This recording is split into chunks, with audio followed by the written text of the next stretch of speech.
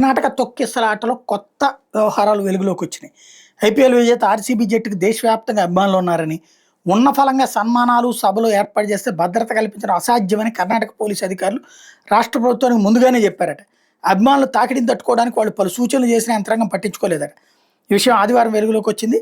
ఇప్పుడు రాజకీయ దుమారం రేగుతోంది. ఆర్సీబీ జట్టుకి లక్షల మంది అభిమానులు ఉన్నారని, సన్మాన సభ పెడితే అధిక సంఖ్యలో తరలి రావచ్చని, ఆ పరిస్థితుల్లో బందోబస్తు సాధ్యమయ్యే పని కాదని విధానసౌధ డీసీపీ కరిబసవగౌడ సిబ్బంది పాలనా సంస్కరణ విభాగం డిపిఏఆర్ కార్యదర్శి జి సత్యవతికి ముందుగానే లేఖ రాశారు.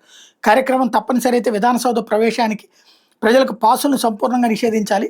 4వ తేదీ మధ్యాహ్నం విధానసౌధ, వికాస్ సౌధకు సెలవు ప్రకటించాలి. సీసీ కెమెరాలు ఏర్పాటు చేయాలి. నిశ్చితంగా తనిఖీలు చేయాల్సి ఉంటుంది. ఇందులో భాగంగా సమయం అవసరం. బయట నుంచి డ్రోన్లు ప్రయోగించి కాల్పులకు ఇతరత్ర ఘటనలకు పాల్పడకుండా ముందుగా యాంటీ డ్రోన్ సిస్టమ్ అమర్చాలి. నిబంధనలు ఖచ్చితంగా పాటించాల్సి ఉంటుందని లేఖలో చెప్పారు. దీన్ని డిపిఆర్ కార్యదర్శి పట్టించుకోలేదని తెలుస్తోంది. ఎవరు ఒత్తిడితో విధానసౌధ వద్ద సభకు ఆమె అంగీకరించారన్నది చర్చనీయాంశమైంది. మరోవైపు ఐపీఎల్ ఫైనల్ జరగకముందే బెంగళూరులో విజయోత్సవాల కోసం అనుమతి కోరుతూ కేఎన్సీఏ కబ్బన్ పార్క్ పోలీస్ స్టేషన్కి లేఖ రాయడం అనుమానాలకు తావిస్తుంది. తొక్కిసలాటతో చనిపోయిన 11 మంది కుటుంబాలకు పరిహారాన్ని 25 లక్షలకు పెంచినట్టు సీఎం సిద్ధరామయ్య ప్రకటించారు.